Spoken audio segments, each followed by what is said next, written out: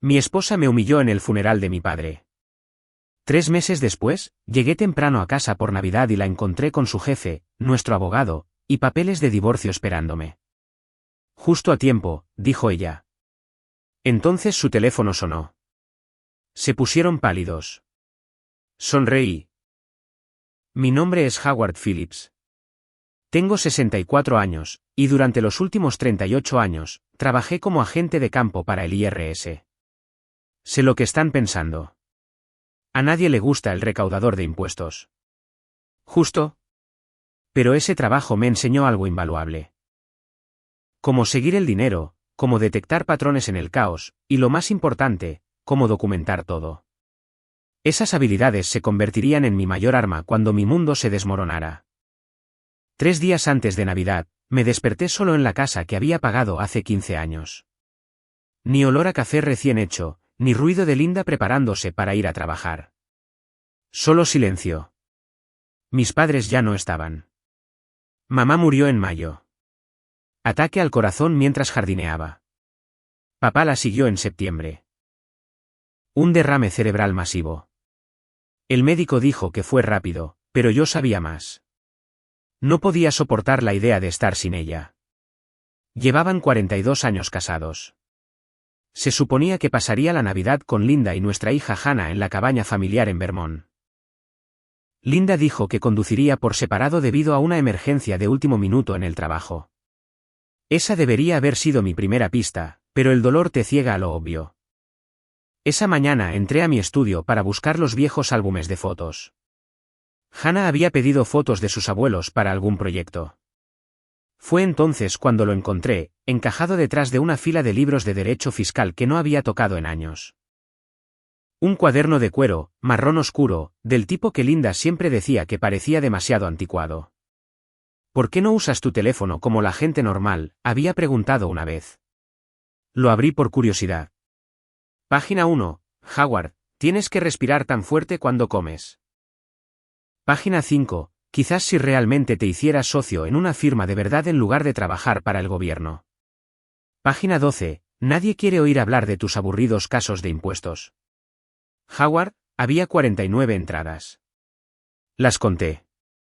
Cada una, un pequeño corte. Un comentario despectivo que ella había hecho a lo largo de los años. Pero no era solo lo que decía. Era donde lo decía. Delante de sus colegas en la fiesta de Navidad de la empresa, en la cena de graduación universitaria de Hannah, y en el velorio de mi padre. Esa última aún me quema. El 24 de septiembre, después de que enterramos a papá. Estábamos en la recepción rodeados de sus viejos amigos de la marina y parientes lejanos. Stephen Walsh también estaba allí. El jefe de Linda de Capital Trust Financial. Lo había conocido un par de veces en eventos de la empresa. Un tipo con labia, trajes caros, el tipo de persona que usaba colonia que costaba más que mi pago mensual del coche. Linda me había apartado cerca de la mesa del buffet. Howard, necesitas socializar más. Deja de estar parado en la esquina como un fantasma deprimido. Stephen ha tenido la amabilidad de aparecer. Lo menos que puedes hacer es conversar. Recuerdo haberla mirado, realmente mirarla por primera vez en meses. Su maquillaje era perfecto. Su vestido negro le quedaba como si hubiera sido hecho a medida, lo cual probablemente era cierto. Y ella me miraba como si fuera una vergüenza, una carga que tenía que manejar frente a la gente importante. No discutí. Nunca lo hice en ese entonces. Solo asentí y fui a estrechar manos con personas cuyos nombres olvidaría por la mañana. Pero lo escribí más tarde. Entrada 49, en el funeral de papá me hizo sentir como si fuera yo quien había muerto. Me senté en mi estudio esa mañana de diciembre, leyendo cada entrada, y algo frío se instaló en mi pecho. No rabia, no pena, algo más. Claridad, quizás. La clase de claridad que llega cuando finalmente dejas de poner excusas por alguien y empiezas a ver el patrón tal como es realmente. Llevaba años documentando su crueldad sin siquiera darme cuenta. Ahora era el momento de documentar otra cosa. La gente cree que trabajar para el IRS solo implica auditar declaraciones de impuestos y perseguir a quienes olvidaron informar sus trabajos secundarios. Se equivocan. Lo que no saben, lo que no pueden saber, es que algunos de nosotros hacemos un trabajo diferente, un trabajo más profundo. Durante los últimos 9 años de mi carrera, he operado como informante confidencial para la División de Investigación Criminal del IRS. No el tipo de informante que lleva un micrófono y se reúne en estacionamientos. No, mi papel era más discreto. Identificaba fraudes corporativos, esquemas de lavado de dinero, empresas fantasma diseñadas para ocultar activos del escrutinio federal. Tenía inmunidad, protección federal y una línea directa con fiscales que podían mover montañas cuando la evidencia era sólida. Linda nunca lo supo. Ella pensaba que yo manejaba papeles y revisaba formularios 1040. Dejé que lo pensara. Cuanto menos supiera sobre mis capacidades reales, mejor. La mañana que encontré ese diario, hice 3 llamadas. La primera fue a Patrick Flynn, un investigador privado con el que había trabajado en un caso hacía 5 años. Me debía un favor, uno grande. Le había ayudado a evitar una auditoría del IRS que habría arruinado su negocio cuando su exesposa intentó destruirlo con informes falsos. Respondió al segundo timbre. Howard, dijo Flynn con voz ronca por demasiados cigarrillos. Ha pasado un tiempo. ¿Qué necesitas? Verificación de antecedentes, dije. Steven Walsh. CEO de Capital Trust Financial. Lo quiero todo. Registros financieros, asociados comerciales, conexiones personales, particularmente cualquier cosa que involucre transacciones internacionales o cuentas offshore. Hubo una pausa. ¿Esto es oficial o personal? Personal, pero podría volverse oficial. Entendido. Dame 72 horas. La segunda llamada fue a Daniel Reeves, mi antiguo supervisor del IRS. Él se retiró hace 3 años, pero aún tenía conexiones profundas. Le dije que necesitaba una revisión discreta de los archivos federales de Capital Trust Financial, buscando específicamente discrepancias en sus informes de compensación ejecutiva y cualquier patrón inusual en sus reembolsos corporativos. ¿Estás pescando o tienes una pista?, preguntó Reeves. Tengo una teoría. ¿Necesito confirmación antes de actuar? Haré algunas llamadas extraoficialmente. La tercera llamada fue la más difícil. Marqué el número de mi hija Hannah y esperé mientras sonaba. Ella contestó al cuarto timbre, su voz brillante y alegre.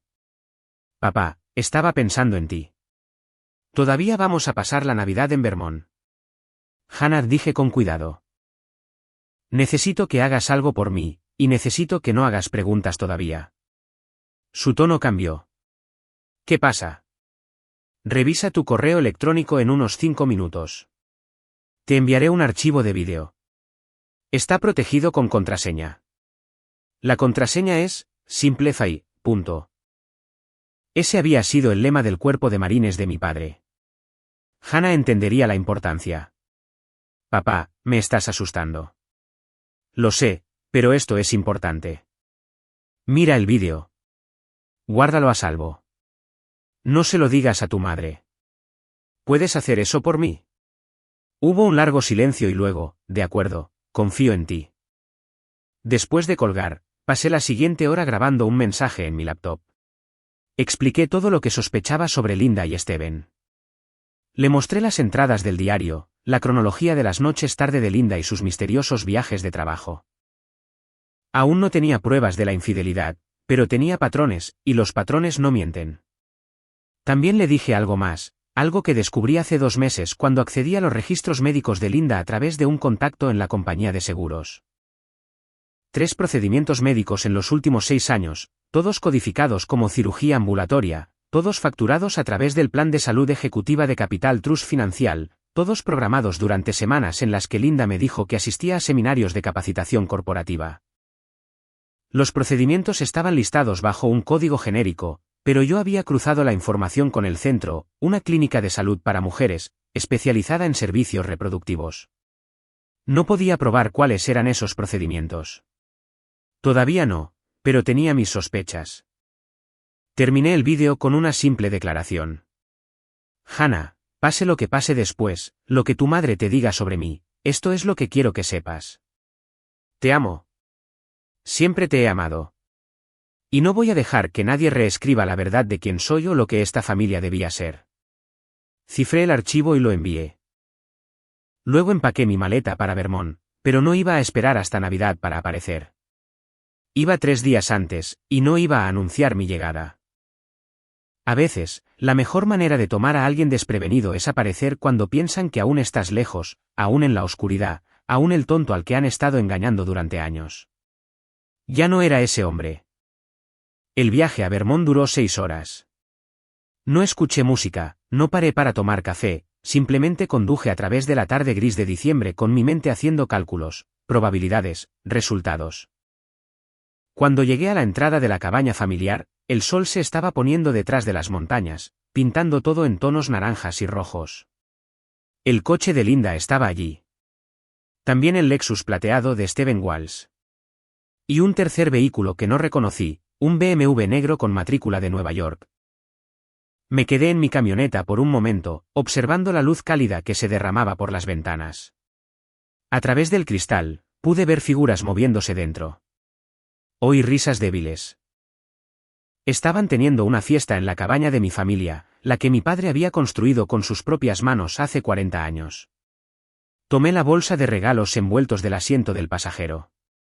Regalos que compré semanas atrás cuando todavía creía en la ilusión de una feliz Navidad en familia.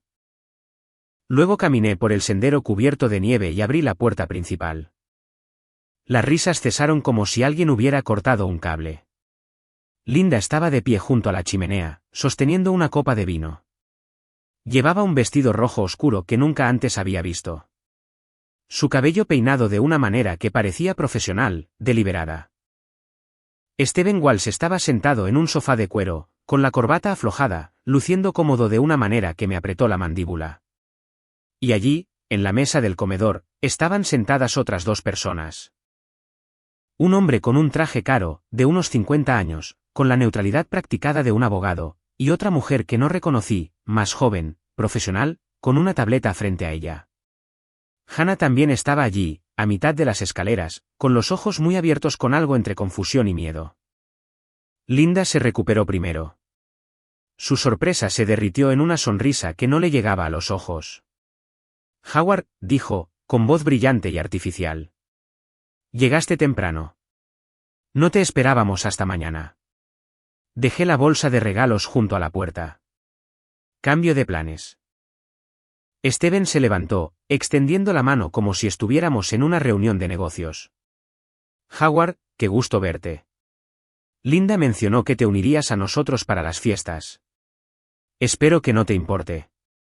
Traje a algunos colegas. Estábamos terminando algunos asuntos de fin de año. Miré su mano pero no la tomé. En cambio, escaneé la habitación lentamente. Los documentos extendidos sobre la mesa del comedor. Las copas de vino, la informalidad forzada de la gente sorprendida haciendo algo que no debería. Asuntos de fin de año, repetí. El 22 de diciembre, en la cabaña de mi familia. El abogado se adelantó, extendiendo su propia mano. Gerard Utechkins, dijo, represento a la señora Phillips en ciertos asuntos financieros. Estábamos revisando algunos documentos. Ya que está aquí, quizás podamos agilizar las cosas. ¿Agilizar qué? La sonrisa de Linda se tensó. Dejó su copa de vino y tomó una carpeta de la mesa. Howard, necesitamos hablar de asuntos prácticos. Nuestro matrimonio, los acuerdos financieros. Gerard ha preparado algunos documentos que simplificarían las cosas para todos. Miré a Hannah. Estaba agarrando la barandilla de la escalera tan fuerte que sus nudillos estaban blancos. Había visto el vídeo que envié. Sabía lo que se avecinaba. Llegas justo a tiempo para firmar, dijo Linda, extendiendo la carpeta. No la tomé. En cambio, saqué mi teléfono y lo puse sobre la mesa, con la pantalla hacia arriba. Antes de firmar nada, dije con calma. Creo que deberíamos esperar la llamada. Stephen frunció el ceño. ¿Qué llamada? Como si fuera una señal, su teléfono sonó. El sonido atravesó la habitación como un disparo. Lo sacó del bolsillo, miró la pantalla, y su rostro se puso pálido. Vi cómo el color se escurría de sus mejillas. Vi la microexpresión de pánico puro antes de que intentara enmascararla. Debería atender esto, murmuró. Ponlo en altavoz, dije. No una petición. Una declaración. Él miró a Linda. Ella miró al abogado. El abogado me miró como si estuviera reevaluando una situación que acababa de torcerse. Steven respondió, Walsh aquí. La voz al otro lado era nítida, profesional, femenina. Señor Walsh. Soy Jennifer Caruso del Consejo Legal de la Junta Directiva. Recibimos documentación sobre irregularidades financieras en Capital Trust Financial. Necesitamos que suspenda todas las actividades comerciales inmediatamente y regrese a Nueva York para una revisión formal. Esto es efectivo a partir de esta llamada telefónica. El silencio que siguió fue absoluto. La mano de Steven tembló ligeramente. La boca de Linda se abrió, pero no salió ningún sonido. La neutralidad habitual del abogado se hizo añicos en algo cercano a la alarma. Sonreí, no una gran sonrisa, solo lo suficiente para hacerle saber que había estado esperando exactamente este momento. Entonces, dije en voz baja. ¿Deberíamos seguir hablando de esos documentos? Steven colgó la llamada con manos que no estaban del todo firmes. Miró a Linda, luego a mí, luego de vuelta a su teléfono como si pudiera ofrecer alguna explicación de cómo su mundo acababa de colapsar en menos de 30 segundos. Howard, dijo Linda, su voz ahora aguda, a la defensiva. ¿Qué hiciste? Saqué una silla y me senté a la mesa del comedor, justo enfrente de Gerard Utechkins. Crucé las manos sobre la mesa como si fuéramos a negociar un acuerdo comercial. Hago lo que siempre he hecho. Sigo el dinero.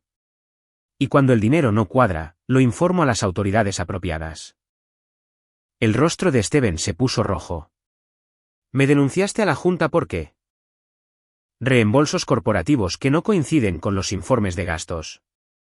Cargos de hotel facturados como desarrollo de clientes cuando no había clientes listados. Reclamaciones de seguros médicos procesadas a través de beneficios ejecutivos por procedimientos que no tenían nada que ver contigo. Dejé que esa última parte quedara en el aire. Debo continuar. La copa de vino de Linda se le escapó de los dedos. No se hizo añicos, solo cayó con un ruido sordo sobre la alfombra. Un líquido rojo oscuro se extendía por las fibras beige como sangre. ¿Revisaste mis registros médicos? No, dije con calma. Revisé los archivos de seguros médicos de la empresa. Hay una diferencia.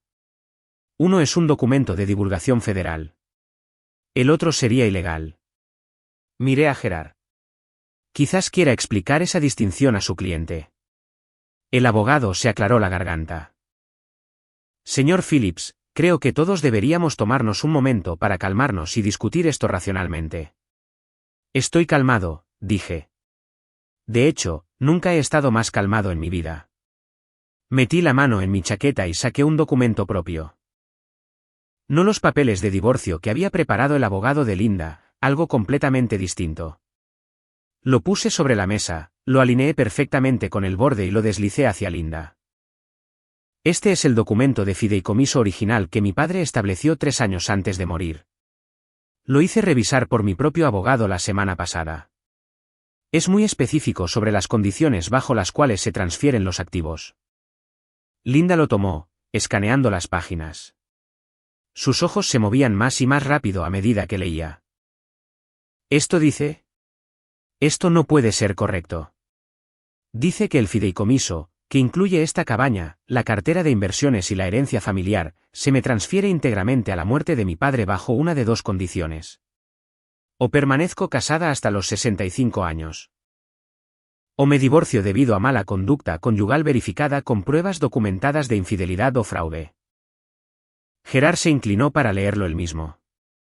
Su máscara profesional se deslizó aún más. Este es un fideicomiso matrimonial condicional. No estaba al tanto. Señora Phillips, ¿sabía usted esto? Claro que no lo sabía, espetó Linda. Me miró con algo cercano al odio. Tu padre te puso una correa desde la tumba. Mi padre protegió su legado, corregí. Sabía qué tipo de persona eras mucho antes de que yo lo descubriera. Intentó advertirme en el compromiso. Dijo que sonreías demasiado a otros hombres. Pensé que solo estaba siendo anticuado. Me recosté en mi silla.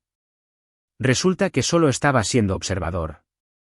Steven había permanecido en silencio, mirando su teléfono como si en cualquier segundo pudiera llegar más malas noticias. ¿Qué documentación enviaste a la Junta?, preguntó finalmente. Todo. Informes de gastos cruzados con entradas del calendario.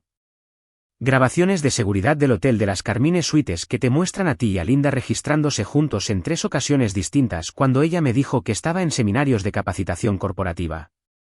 Registros de facturación médica que muestran procedimientos codificados en el plan de salud ejecutivo de tu empresa que no tenían nada que ver con la salud ejecutiva. Hice una pausa y luego, y hay otro asunto. El rostro de Linda pasó de rojo a blanco. ¿Qué otro asunto? Saqué mi teléfono y abrí una carpeta. Le mostré una fotografía. Tenía 8 años. Tomada en un hospital de Albany. Un certificado de nacimiento parcialmente visible. Nombre de la madre, Linda Phillips. Nombre del padre, en blanco. Me dijiste que estabas ayudando a tu prima a organizar una adopción, que su bebé necesitaba un buen hogar después de que ella muriera en el parto. Incluso lloraste cuando me contaste la historia. Mi voz se mantuvo nivelada, factual. No había ninguna prima. Solo estabas tú, embarazada de 9 meses, dando a luz a un hijo que has estado escondiendo durante 8 años. Un hijo que actualmente vive con la hermana de Steven en Connecticut bajo el nombre de Lucas Walsh. La habitación quedó tan silenciosa que pude oír el viento exterior traqueteando las ventanas. Steven se desplomó en el sofá como si alguien le hubiera cortado los hilos. Su rostro había pasado de rojo a gris en el lapso de 30 segundos. Ese niño, dijo con voz ronca. Lucas, él no. Acordamos que esto se mantendría en privado. Ustedes acordaron, corregí. Linda acordó. Yo nunca fui parte de esa conversación porque nunca se suponía que lo supiera. Saqué mi teléfono de nuevo y desplacé las fotos. Patrick Flynn, el investigador privado que contraté, es muy minucioso. Resulta que tenía un interés personal en este caso. Gerard se inclinó hacia adelante. ¿Qué tipo de interés personal? El tipo que viene de haber sido defraudado por $500,000. Les mostré una fotografía en mi teléfono. Era un documento comercial fechado hace 12 años. Una sociedad de desarrollo inmobiliario entre Steven Walsh y Patrick Flynn. ¿Recuerdas a Patrick, verdad, Steven? ¿Tu antiguo socio comercial? El que obligaste a salir de tu empresa después del proyecto Atlantic Re. La mandíbula de Steven se tensó. Esa fue una disolución comercial legal. Fue comprado de manera justa. Fue comprado por 7 centavos de dólar después de que manipularas la tasación de la propiedad y vendieras la tierra a una empresa fantasma que controlabas. Dejé el teléfono. Patrick pasó 3 años tratando de probarlo, pero tus abogados lo enterraron en papeleo. Le costó su negocio, su matrimonio. Casi le cuesta su licencia de investigador privado. Patrick me había contado toda la historia tomando whisky hacía 2 semanas. Cuando me llamaste por Walsh, me dijo, casi no lo creí, pero no iba a dejar pasar la oportunidad de devolverle el favor. Había trabajado pro bono, buscando en cada rincón de la vida de Steven con un tipo de dedicación que solo surge de una venganza personal. Encontró a Lucas en 4 días. Continué, siguió un rastro de pagos médicos de Capital Trust Financial a una clínica pediátrica en Hartford. A partir de ahí, fue fácil. Tu hermana Karen firmó los formularios de inscripción escolar como tutora. Pero el contacto de emergencia listaba un número de teléfono de Connecticut registrado a una LLC de tu propiedad. La voz de Linda era apenas un susurro. No tenías derecho. Tenía todo el derecho, dije. Pasaste 8 años mintiéndome. Diste a luz al hijo de otro hombre y me convenciste de que estábamos ayudando a una pariente moribunda. Usaste mi compasión como un arma. Me levanté, caminé hacia la chimenea y miré las llamas. Los procedimientos médicos, esos no eran solo historias de encubrimiento.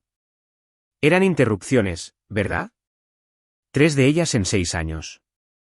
Todas pagadas a través del seguro corporativo de Steven.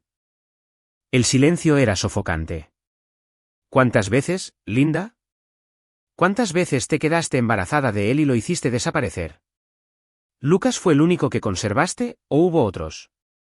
Ella no respondió. Solo me miró con lágrimas corriendo por su rostro, pero no podía decir si eran de vergüenza o de rabia por haber sido descubierta. Steven intentó ponerse de pie, pero sus piernas no lo sostenían. Esto es una locura. No puedes probar que nada de esto sea ilegal. Tienes razón, dije con calma. Las leyes de privacidad médica protegen los detalles. Pero no necesito probar los procedimientos en sí mismos. Solo necesito probar que el plan de salud ejecutiva de Capital Trust Financial se utilizó para cubrir gastos personales no relacionados con atención médica legítima. Eso es fraude de seguros. Un delito federal. Y el IRS ve muy mal los beneficios imponibles no declarados. Gerard tecleaba frenéticamente en su teléfono. Señor Phillips, creo que todos deberíamos pausar esta conversación hasta que cada uno tenga representación legal separada. Buena idea, dije. Probablemente también debería aconsejarles que el FBI no necesita su cooperación para continuar investigando. La evidencia en papel ya está ahí. El teléfono de Steven volvió a sonar, luego el de Gerard, luego el de Linda, todo en 10 segundos. Miraron sus pantallas con expresiones de horror idénticas. ¿Qué está pasando?, susurró Linda. Me levanté y caminé hacia la ventana, mirando los pinos cubiertos de nieve. Ahora mismo, 15 miembros de la Junta Directiva de Capital Trust Financial están viendo una transmisión en vivo de esta conversación. Han estado observando desde que entré por esa puerta. La habitación se quedó en un silencio sepulcral. Estás mintiendo, dijo Steven, pero su voz no tenía convicción. Saqué mi teléfono del bolsillo y lo sostuve en alto, mostrándoles la aplicación de grabación que había estado funcionando desde que llegué. No estoy mintiendo. Instalé un sistema de cámaras ocultas en esta cabaña hace 3 días. Vídeo y audio de alta definición transmitiéndose directamente a un servidor seguro que ha estado compartiendo la señal con el Consejo de la Junta de Capital Trust desde las 5 de esta tarde. Gerard se inclinó hacia adelante. Eso es una grabación ilegal sin consentimiento. Vermont es un estado de consentimiento de una sola parte para las grabaciones, dije con calma. Soy dueño de esta propiedad. Yo consiento. Eso es todo lo que la ley exige. Miré a Steven. Lo escucharon todo. El asunto, el hijo oculto, el fraude de seguros, los procedimientos médicos, todo. El rostro de Steven pasó de blanco a verde. Corrió al baño. Lo oí vomitar. Linda me miró como si fuera un extraño.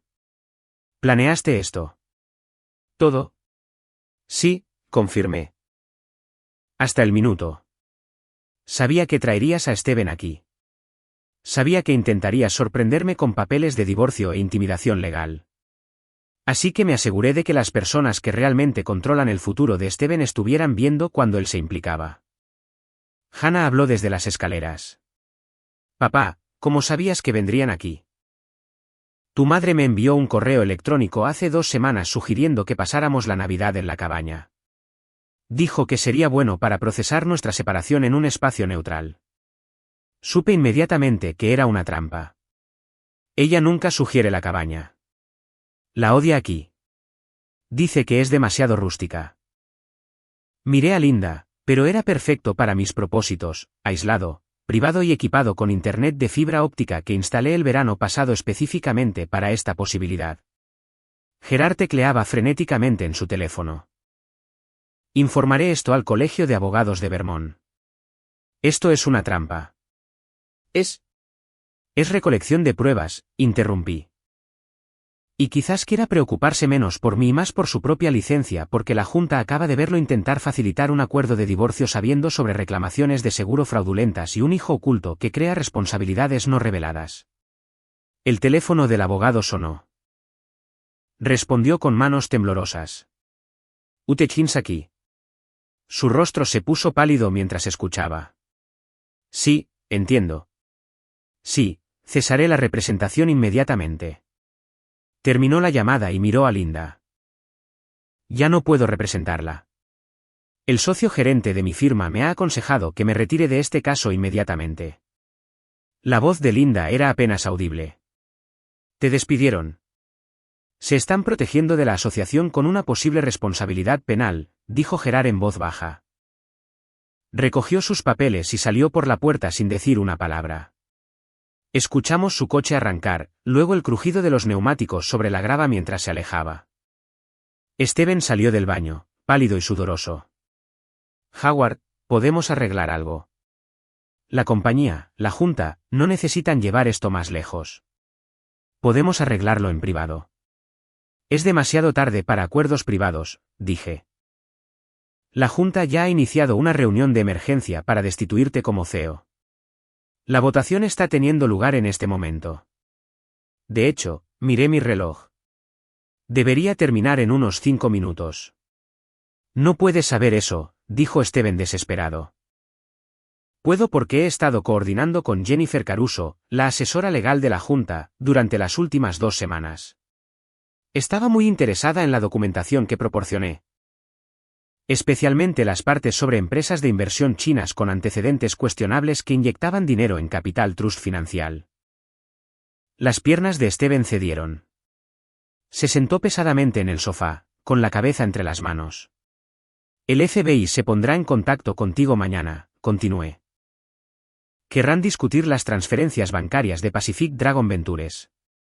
Esa es la empresa fantasma que usas para recibir pagos de la firma china, ¿no? La que está registrada en las Islas Caimán. Steven me miró con ojos muertos. ¿Cómo encontraste eso? Soy muy bueno siguiendo el dinero, dije. Simplemente. Es lo que he hecho durante 38 años. Hannah bajó las escaleras lentamente, con su teléfono en la mano. Había permanecido callada durante la mayor parte de esto, observando, procesando. Ahora, miró a Linda con una expresión que nunca antes había visto. No enojo, algo más frío. Llamé a Arthur, dijo Hannah en voz baja. La cabeza de Linda se levantó bruscamente. Arthur Walsh, el hijo de Steven. ¿Por qué harías? Porque es mi novio, dijo Hannah. Lo ha sido durante 8 meses y acabo de contarle todo lo que escuché esta noche. El color se drenó del rostro de Steven. ¿Estás saliendo con mi hijo? Estaba saliendo, corrigió Hannah en tiempo pasado, porque hace unos 10 minutos le conté sobre la aventura de su padre con mi madre, sobre el hermano oculto que no sabía que existía y sobre el fraude. Miró su teléfono. Está bastante molesto. Dice que te ha sospechado durante años, papá. Sabía que algo no estaba bien. Steven se puso de pie, balanceándose ligeramente. Hannah, Arthur no necesita estar involucrado en esto. Ya está involucrado, dijo Hannah fríamente. Dijo que irá a ver a su madre mañana. Tu exesposa, la que engañaste antes de empezar a acostarte con mi madre. Va a contarle todo. Hizo una pausa. También dijo que ha guardado copias de algunos archivos de tu oficina en casa. Documentos financieros que creías haber eliminado. Los entregará al FBI. No sabía nada de la relación de Hannah con Arthur Walsh. Esa fue una complicación que no había planeado. Pero mientras veía a Steven darse cuenta de que su propio hijo estaba a punto de testificar contra él, entendí que esta era una justicia poética de un tipo diferente. Hannah, dije suavemente, ¿estás bien? Ella me miró, con los ojos húmedos, pero la mandíbula firme. Estoy enojada. Estoy herida, pero no estoy sorprendida. Creo que una parte de mí siempre supo que mamá mentía sobre algo. Simplemente no quería creerlo. Se volvió hacia Linda. Me hiciste creer que papá era el problema, que era frío, distante, desinteresado. Pero no estaba desinteresado. Estaba observando, documentando, preparando. Me miró con algo parecido al orgullo. Es más inteligente que ustedes dos juntos. Le puse una mano en el hombro. ¿Por qué no vas a tu habitación un rato? Esto está a punto de empeorar. Ella asintió y volvió a subir las escaleras, pero no sin antes darle a Linda una última mirada de pura decepción. Cuando ella se fue, saqué mi teléfono y hice una llamada. Contestaron inmediatamente. Daniel, dije, soy Howard. La grabación está completa. Ya puedes compartirla con el fiscal federal. La cabeza de Steven se levantó de golpe. ¿Con quién estás hablando? Daniel Reeves, mi antiguo supervisor del IRS. Ha estado coordinando con el FBI en este caso. Terminé la llamada y miré a Steven. En unos 30 minutos, agentes federales llegarán para hacerle algunas preguntas sobre las inversiones extranjeras y las contribuciones políticas de su empresa.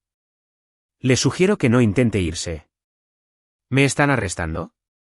La voz de Steven era hueca. No te estoy arrestando. El FBI está investigando pruebas creíbles de delitos federales. Lo que ocurra a continuación depende enteramente de ti y de tus respuestas a sus preguntas. Cogí mi abrigo, pero si fuera tú, empezaría a pensar en cooperar. Suelen ser más indulgentes con la gente que les ayuda a construir casos contra peces más grandes. Me dirigí a la puerta, luego me detuve y me volví. Linda, deberías saber algo. El fideicomiso que estableció mi padre incluye una cláusula que anula cualquier acuerdo de divorcio si el divorcio se presenta por motivos de adulterio con pruebas documentadas. No obtendrás la mitad de nada.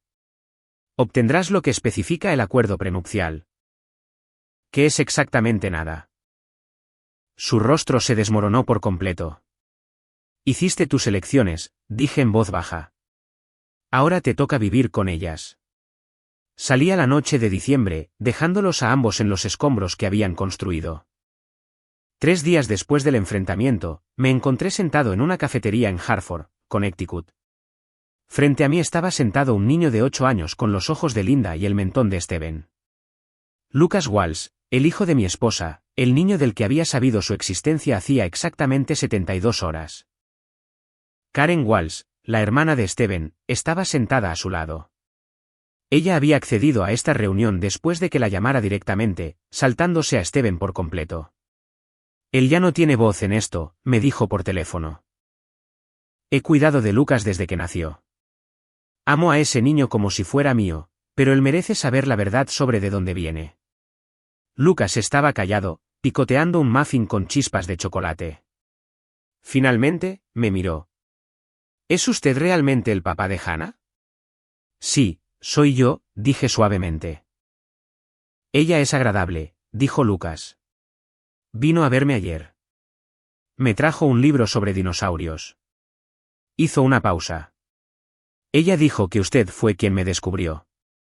¿Así fue? Lamento que haya tardado tanto. La tía Karen dice que mi mamá no quería que nadie supiera de mí porque haría las cosas complicadas. Su voz era pequeña. Eso significa que no me quería. Karen le puso una mano en el hombro. Lucas, no es tan simple. Sí, lo es, dije en voz baja. Miré al niño directamente. Tu madre tomó decisiones que hirieron a mucha gente. Pero tú no eres una de esas decisiones. Eres una persona. No hiciste nada malo. Lucas asintió lentamente. Mi papá, no me visita mucho. La tía Karen dice que está ocupado con el trabajo. Tu padre está lidiando con problemas serios en este momento, dije con cuidado. Problemas que él mismo creó. Pero eso tampoco es tu culpa. Karen habló. Howard, quiero que sepas que no tenía ni idea del asunto hasta después de que Lucas naciera. Linda apareció en mi puerta embarazada, llorando, diciendo que necesitaba ayuda. Pensé que estaba haciendo lo correcto al acogerlo. Hiciste lo correcto, dije. Le diste un hogar estable. Eso es más de lo que cualquiera de sus padres biológicos logró. Lucas me miró con esos ojos familiares. Hannah dice que puedo ir a verla a veces. Si está bien para usted. Algo se apretó en mi pecho. Por supuesto que está bien. Hannah es tu media hermana. La familia es la familia, independientemente de lo complicadas que sean las circunstancias. Los ojos de Karen se llenaron de lágrimas. Gracias. Tenía miedo de que no quisieras saber nada de él. Es un niño inocente atrapado en medio de fracasos adultos, dije. Pasé 38 años investigando fraudes, pero nunca castigué a alguien por ser una víctima.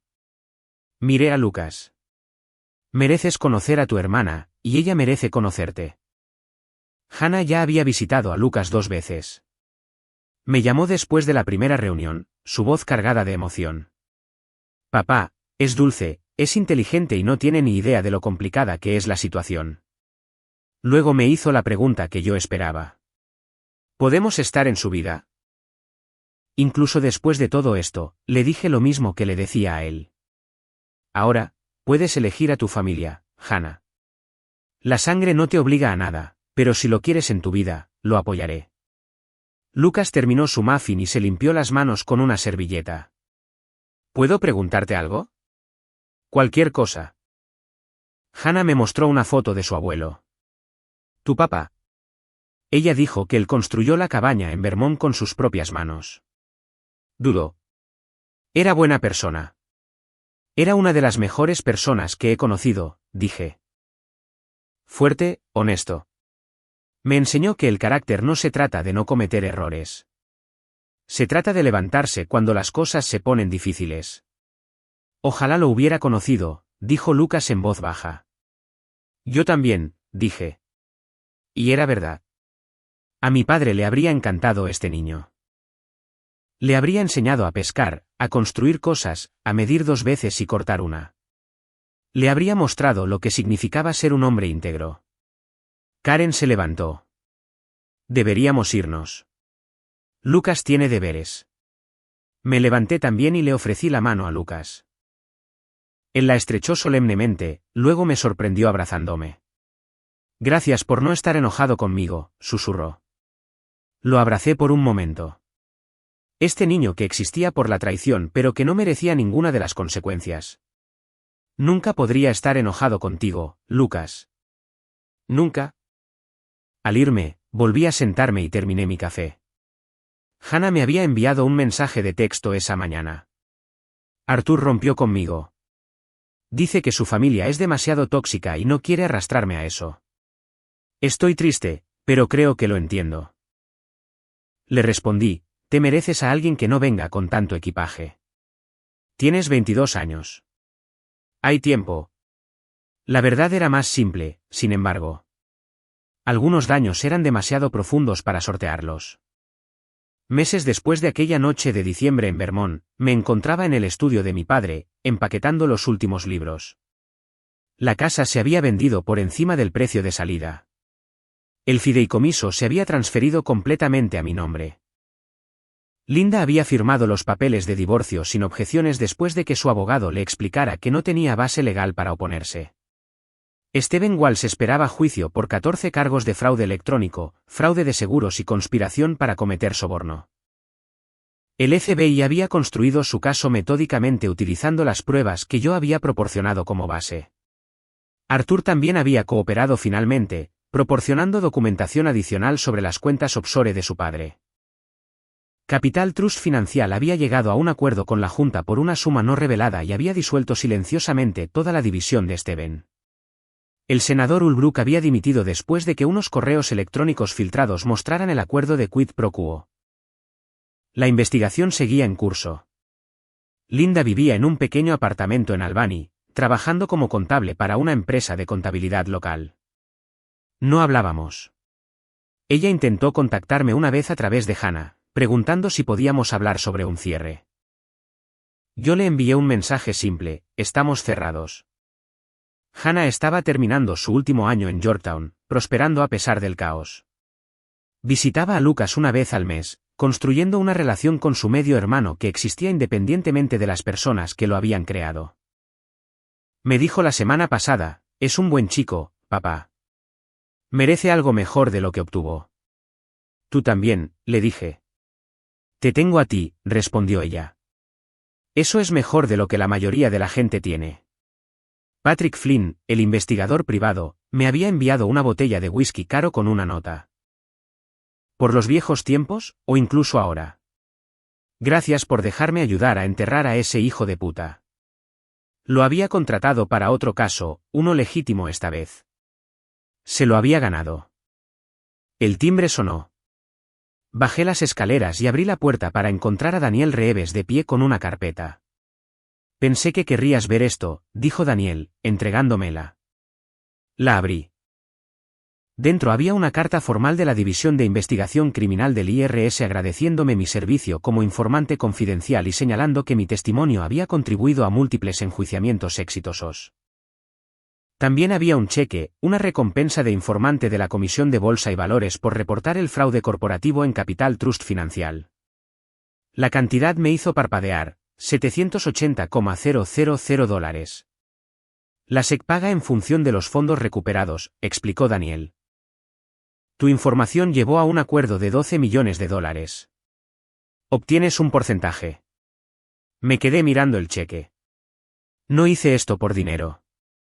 Lo sé, pero la ley recompensa a las personas que denuncian fraudes. Te lo ganaste. Hizo una pausa. ¿Qué harás con eso? Pensé en Lucas. En el fondo fiduciario que mi padre había establecido. En el futuro que ese niño merecía. Voy a establecer un fideicomiso educativo, dije, para Lucas, matrícula completa en la universidad, posgrado si lo desea. Él no eligió a sus padres, pero puede elegir su futuro. Daniel sonrió. Tu padre lo habría aprobado. Después de que se fue, llamé a Hannah. Estoy pensando en enseñar, le dije. ¿Enseñar qué? Contabilidad forense. Hay un programa en el colegio comunitario buscando profesores adjuntos con experiencia en el mundo real. Papá, tienes 64 años. ¿No quieres simplemente relajarte? Llevo relajándome 9 meses, dije. Es aburrido. Preferiría hacer algo útil. Ella se rió. Está bien, profesor Phillips, solo prométeme que no te convertirás en uno de esos profesores que convierten todo en una historia de guerra. Sin promesas. Colgué y miré alrededor del estudio vacío. Mi padre había construido esta habitación con sus propias manos, al igual que había construido la cabaña, al igual que había construido una vida basada en la integridad y el trabajo duro. Él había visto a través de Linda desde el principio, había intentado advertirme a su manera sutil. Yo no había escuchado entonces, pero había aprendido y me aseguraría de que Lucas también aprendiera. Que el carácter importaba. Que la verdad importaba. Que se podía sobrevivir a la traición y salir más fuerte del otro lado. Recogí la última caja de libros y la llevé a mi camioneta. El sol se estaba poniendo, pintando el cielo en tonos naranjas y rojos. Mañana comenzaría de nuevo en una casa más pequeña. Una vida más simple rodeado de personas que habían elegido quedarse en lugar de personas a las que intentaba retener. No era la vida que había planeado, pero era honesta. Era mía.